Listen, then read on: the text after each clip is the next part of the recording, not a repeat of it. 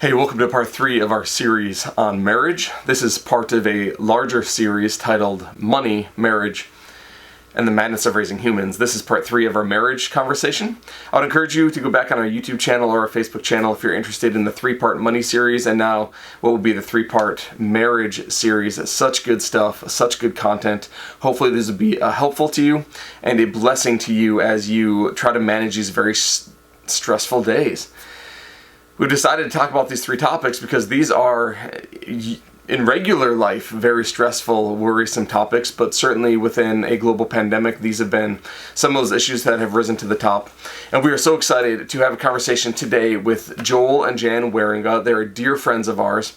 They've been part of the restoration community since the very beginning, and they've been married for 37 years. They have 2 wonderful children, and they're going to share with us a little bit about what they learned in marriage and some of the tools and the practices that they've put in place to help their marriage thrive for 37 years.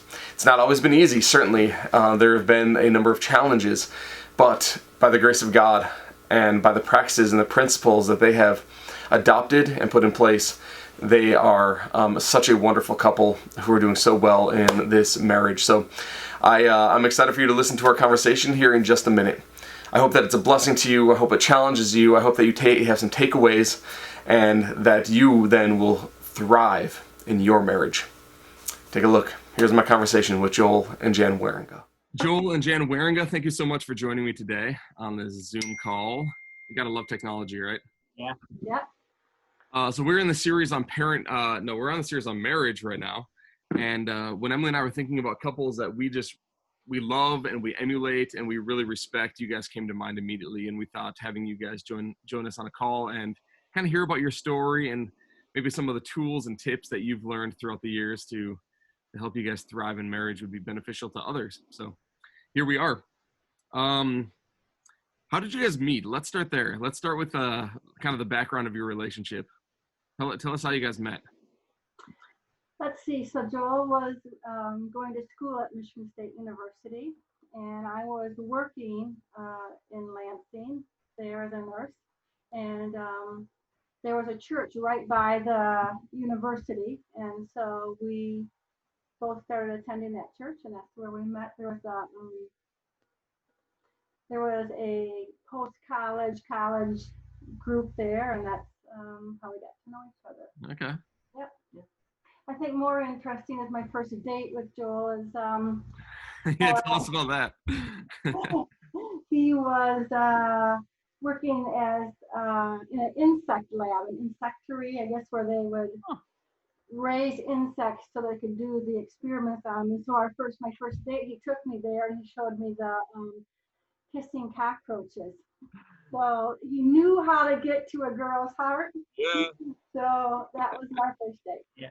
Well, we did other things too, but that was one thing, right, Joel? Yep. Okay, good. Kissing cockroaches on a first date, and that won you over. I'm imagine, right? That was it. Yeah. That was all I needed. Yeah, that was my secret weapon there. Yeah.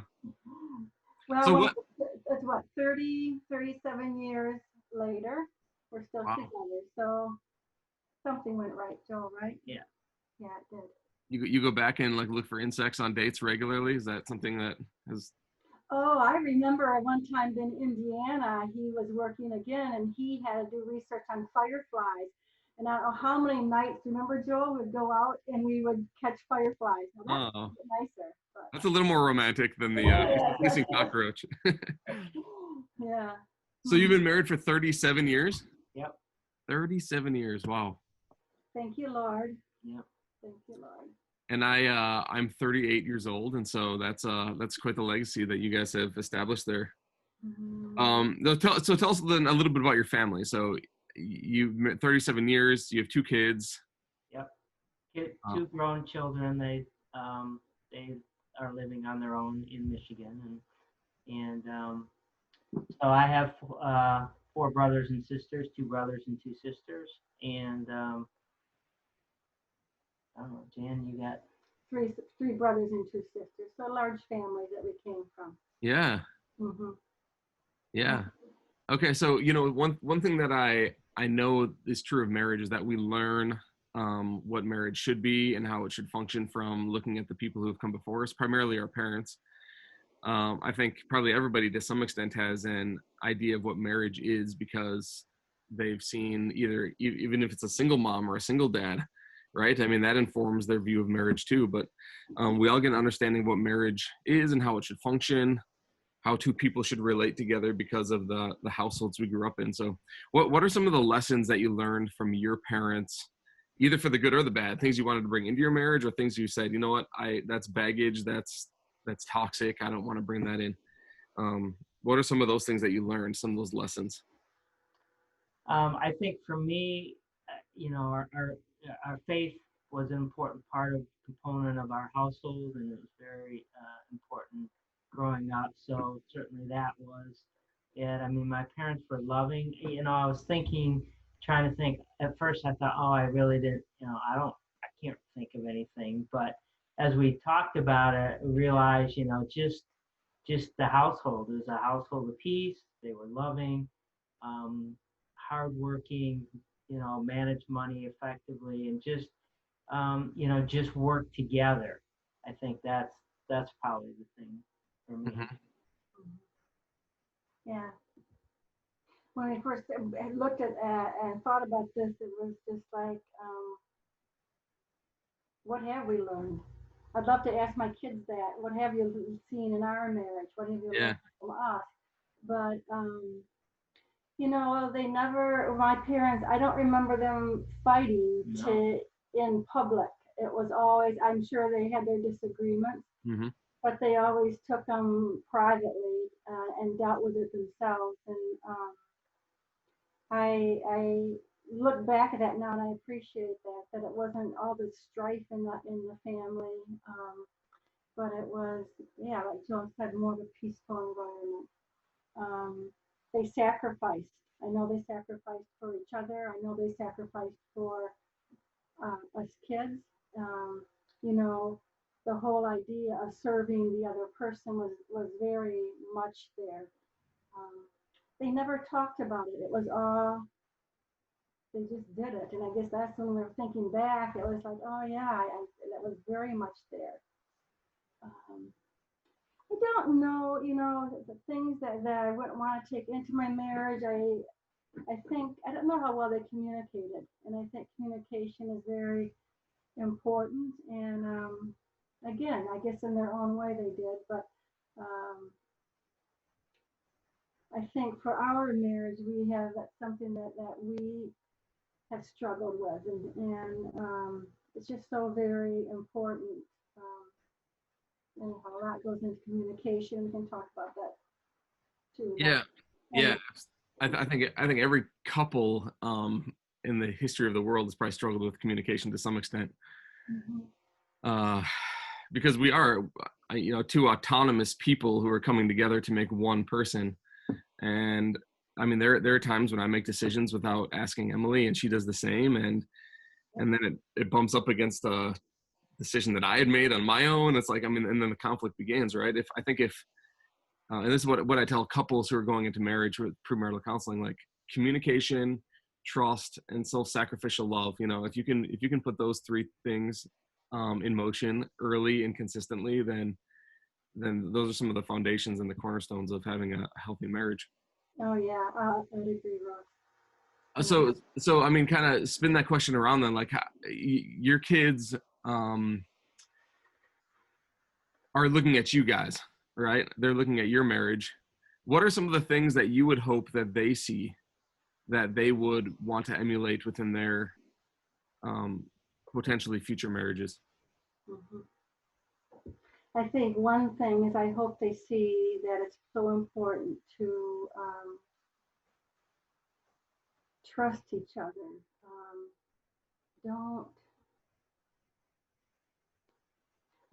Don't lie, don't deceive, be completely truthful with each other. Because without that foundation, you just don't have anything. Yeah. I have to be able to trust Joel completely, so that on those nights when he's working and he's coming home late again, our mind, and maybe it's the mind of a woman, can go and say, well, what really is he doing? Is there somebody else there? I Right. have to be able to completely trust Joel that he's telling me the truth, that he loves me, that all those things. And so I hope that they see that. But it's not only a trust in uh, this truthful relationship, but I think you need to have that trust in God. I mean, without that, it's just so very, very hard. Yeah.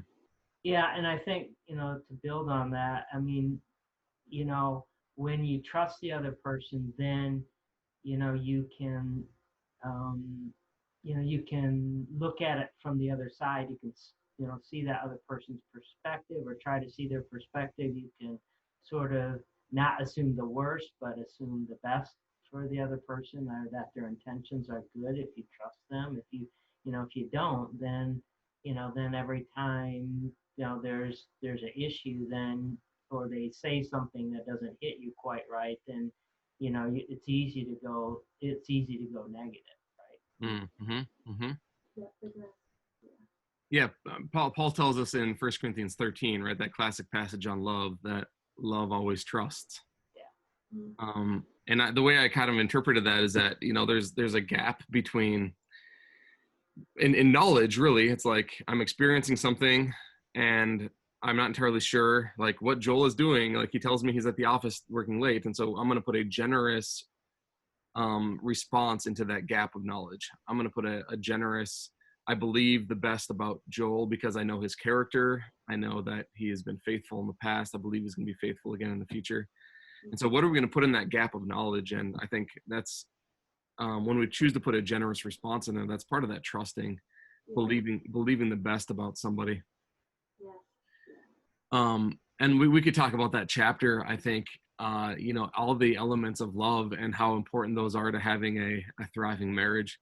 I think of even love being patient. Like, I would imagine that in your marriage, patience is probably, as it is in every marriage, patience has to be a key component because we're dealing with human beings, and so love is patient, love is kind, it does not envy, it does not boast, it is not rude, it is not self-seeking. I mean, all of these are just so important to having a relationship that'll thrive. Selfishness is just such a big thing too. When you said it's not self-seeking, oh my goodness, how many times I do things out of what's best for me and not necessarily for the marriage or whatever. And you can disguise it pretty good as far as, oh no, this really is for them, but sometimes it really is just for me. I hope our kids see that the self-sacrifice and serving each other. Yeah. I mean, it does not fly unless I um, serve Joel, and he serves me. And if I'm doing everything just for myself, and then Joel does it for himself, you just separate, and it doesn't work. So, and you're a great server, Joel. I think it's really important. And I think it's a way of putting yourself in the other person's place too. So if you do that extra thing, or put the clothes in the dryer, or empty the dishwasher, or cut the grass, or whatever, that's maybe the other person's typical role. It just helps you to identify with that person, sort of puts you in their footsteps. I think it's really important to sort of see the other person's perspective. Yeah. And I know this of both of you, that you are servants at heart. That's been true of since the day I met you guys, in all areas of life. In part because I think that, you think of John 13, Jesus was the great example of what it means to be a servant, washing his disciples' feet. And you, from probably a very early age, when did you guys come to faith? Did you grow up in a home that? We both grew up in Christian homes, yeah. And so you see that, from day one, you were taught probably to be servants. right, within your own household context. And then you bring that into marriage, and it really creates a really beautiful context where you do put the other person first. And I talk about this sometimes, like, you know, if Joel is pouring out all of himself into Jan, well, how is Joel? Joel's going to be empty then, you know, but like Jan is pouring all of herself into Joel, and it's like you have this beautiful reciprocating relationship of pouring and receiving, and it just works, you know. It's like God's design for it. Yeah. Unfortunately, like you said though, Jan, like too many people are just self-seeking in their relationships. Too many people are just interested in what they can get from it, and it's never going to work if that's the case. But so let's talk about the importance of faith for a minute, because I know that a marriage is ideally two whole people coming together to make this paradoxical one. You guys aren't two halves who come together to make a whole, thinking that maybe the other person will fulfill something that I'm lacking. We use that terminology a lot, like, oh, she's my better half, or he's going to complete me, you know, like we use that language to describe marriage. But I think you guys know that if you were not whole in yourself, if you had not found your identity in Christ individually apart from the other, then you would be selfish, right? You would be self-seeking. But because you've come to Christ, you have learned to be servants, and you've learned to be self-sacrificial lovers of others. So what do you think your marriage would, go ahead, Joel. Yeah, I would just want to highlight what you just said. It's a process. You said you learn to do that, and it is important. You do. It's not necessarily even naturally. Even as a Christian, I mean, we're still self-centered and weak, and it's a process that you learn. And the only way to learn is by practice. Keep trying. Yeah. So I imagine there's times in your marriage where you have been selfish. Yeah. Certainly that's true of my marriage. I know I'm selfish still all the time, right? Unfortunately. And how have you guys responded towards the selfishness of the other? Because 37 years later, you're still doing this, and ultimately a selfish disposition or attitude is the reason fundamentally why most people break up, I guess.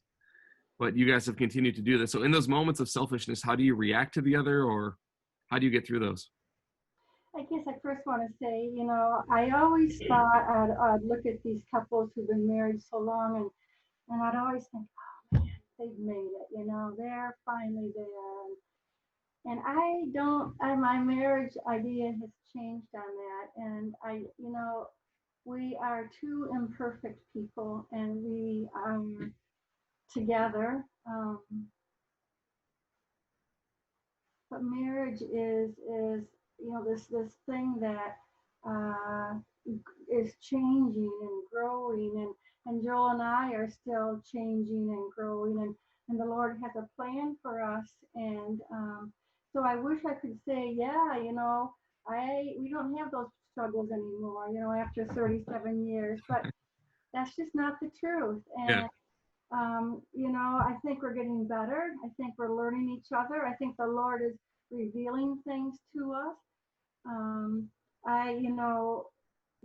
My way of dealing with,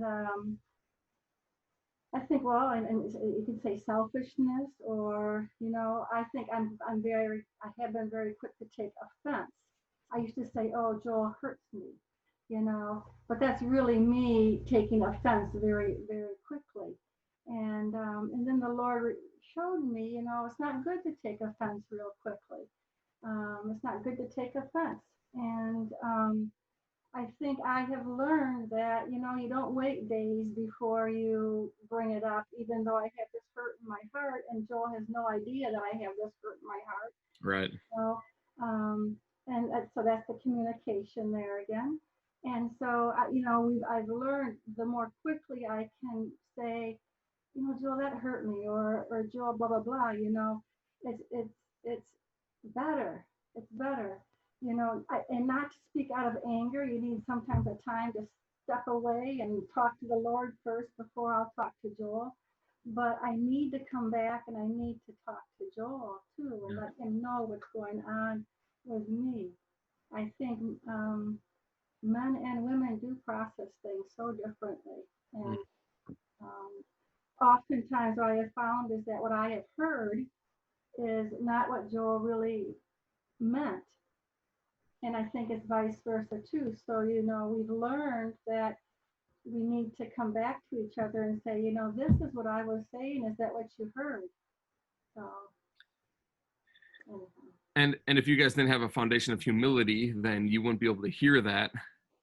You would probably take offense at the fact that you were offended, and it would cause some uproar or some huge fight. But so obviously humility is an important part of that as well, but truth telling, right?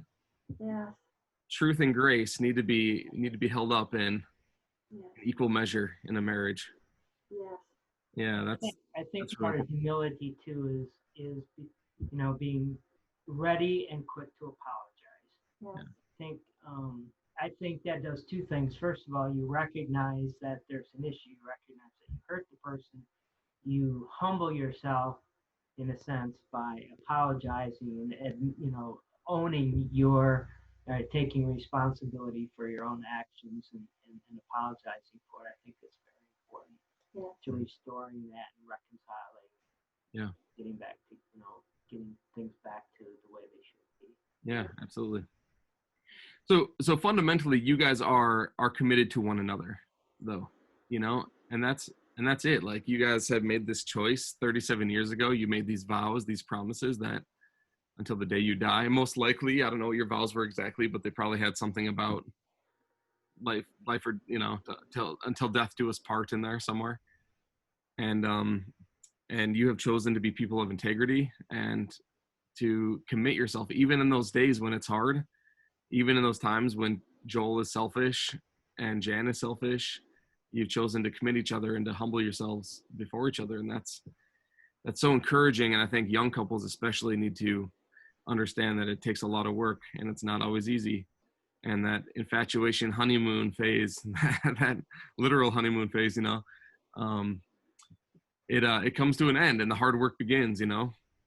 And if you're not committed to the task, then it's never going to work. Yeah. But ultimately, you guys are committed first to Jesus Christ. And that's what I love about you guys. And that informs the way you treat other people.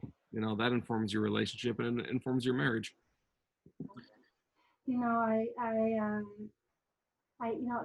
Something has to be that true north, right? Something has to be that guide. And, to both of us to individually, have that guide, and then also in our marriage to always have that guide of God.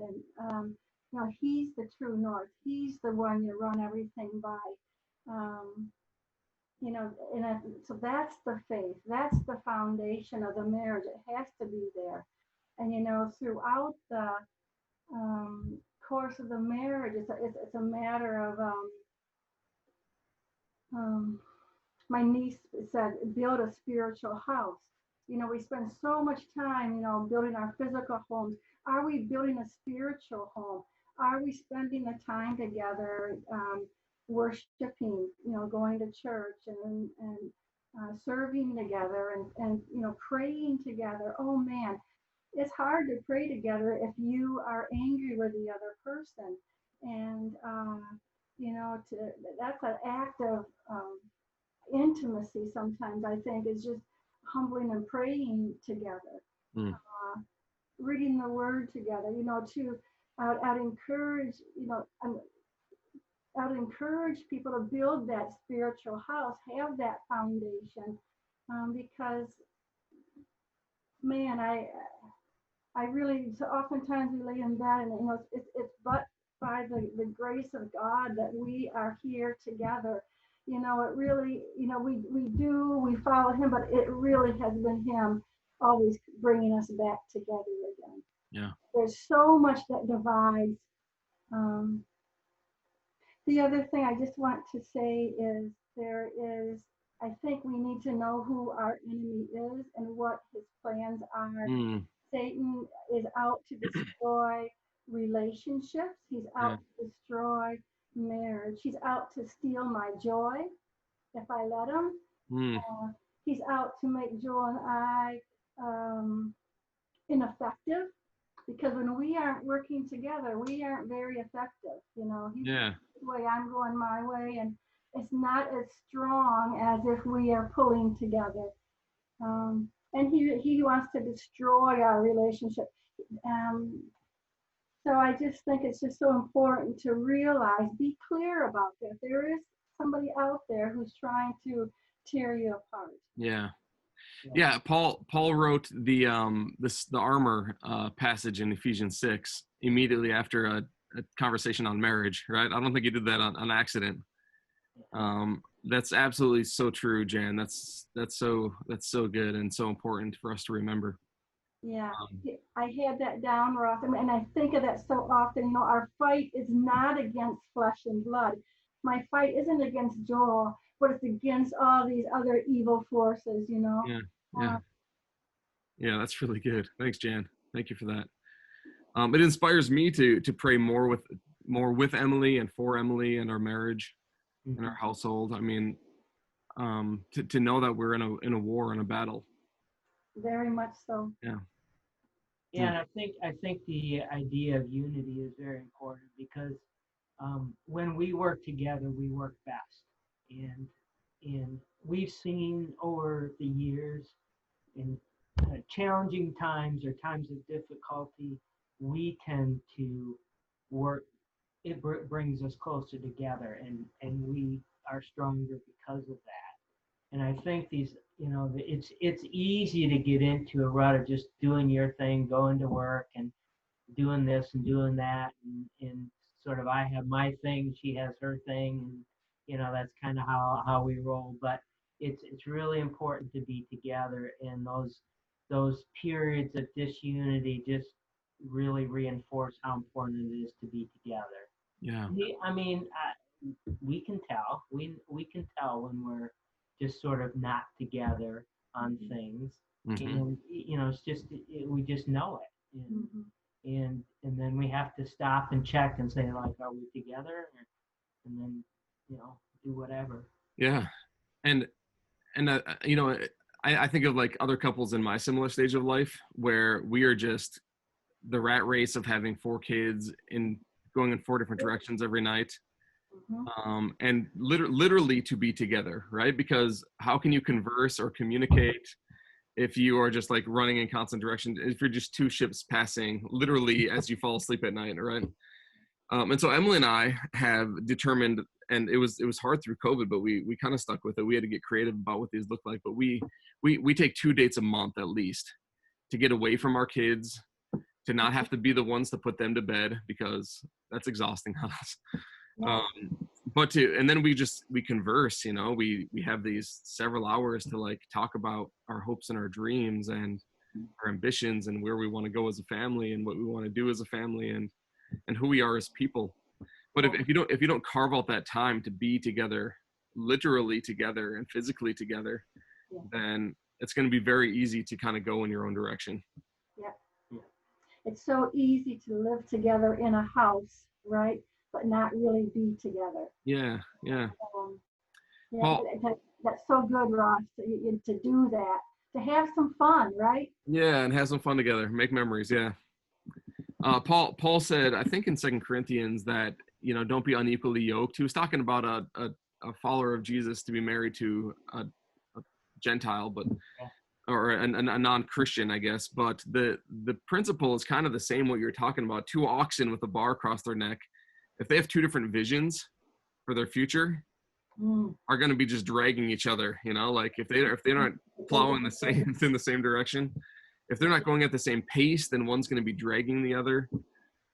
So that analogy can be kind of broken down to kind of what you're talking about, that you need to be together.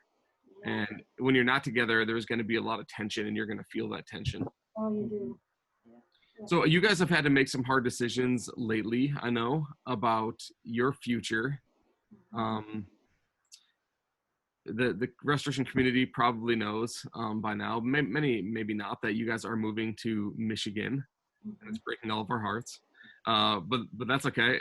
What we love about technology in this day and age, and that we can always stay together like this, like we can still see face to face and be with you guys. But But how did you guys, like, really briefly, because I know we need to go here, but make these really hard decisions? And you're thinking about even beyond that, like, what's your life in retirement going to look like? How are you going to continue to serve God's kingdom together? But these are really hard, big decisions that you guys have had to make. So maybe as a conclusion, like, how do you guys do that togetherness when it comes to really, really tough decisions? Well, it has to start with prayer. Yeah. So we have to pray about it. We have to talk about it. We have to think about it, and just, we're fortunate in that, we're not being forced into making a quick decision, that we don't have to, we're not being forced to do this. It's something that we've had the opportunity to think about and pray about and believe about. So, it's going to be, it's going to be difficult. It's certainly bittersweet, but there's a confidence that this is where God is leading. Just like He led us to Pennsylvania, and that was not like a long drawn out decision. That was me getting a job and us having to decide and so on. But I feel like we've had the opportunity to really think about it and pray about it and dream about it a little bit. So for me, that makes it sort of, well, a natural thing to do. Yeah. For one thing, I guess. I guess the other thing I would say about it is that we do have a heart to do something in service to the Lord. So we don't know what it is, and we just are opening ourselves up to the opportunity to serve in other ways. Short-term missions or whatever. Mm-hmm. Wherever the Lord leads us in that, and hopefully, the restoration community can be a part of that long term. Yeah, we love that. I think a lot of it too comes down to, remember Ross, what Pat Kane said with the stones, and for me it's a hard move, and it's something Joe and I had always thought we were going to go there. And then I said, Joe, have we even prayed about this? We were just sort of assuming. How often we do that, right? We just sort of make the decision and don't pray. And so then I said, I think we need to pray about this. And the Lord made it very clear to me, that that's what we were supposed to do. And so for me now, it's, we serve a faithful God. Mm. Has been faithful to me in the past. I remember when I left Michigan, I was crying because I was leaving my family. And now I'm leaving Pennsylvania and I'm crying because I'm leaving my family again, a different kind of family. But the Lord was faithful. Look what He has done here, right? He will be faithful in Michigan too. So I think it's good to, it was mentioned before, to remember what the Lord has done. So very important to do that. Yeah. So, at the end of, and this will just be a summary maybe, the end of Paul's conversation on the spiritual armor, he says that we then must pray. That's his conclusion, really, right? It's like, you need to pray. You need to pray for God's people. You need to pray for one another. You need to be people of prayer. And so, wow, thank you guys for this conversation. We love you. And we love the insight that you provided us today. I know that Emily and I need to be praying for each other and with each other more. And that's certainly something I'm taking away from this, because it's absolutely true. And it's going to help us establish a great foundation for us to hopefully get to 37 years and beyond, right? Just like you guys. That's right. All right. Thank you guys so much for taking time out of your day today. All right. Take care. God bless. Have a great day. All right. See ya. Wow, Joel and Jan, thank you so much for your insights. Thank you for the tools and the practices that you have inspired me to commit to more regularly. Certainly praying with Emily, praying for Emily, so important. And that's certainly something that I am going to commit to doing more frequently. So thank you guys for these great insights. Hey, if you are struggling with marriage, I want you to know that talking with somebody about marriage, that's not something to be ashamed of. That's not a weakness. If you are in a marriage and you think your marriage is thriving, talking to someone is not something to be ashamed of. It is not a weakness. I think that every single couple should have somebody that they can talk about marriage with and and help a mediator help couples talk to each other. That is not a weakness. That is not something to be ashamed of. So, a couple of resources that I would just like to put in your hands if you are married right now. Certainly a good therapist, certainly a good counselor.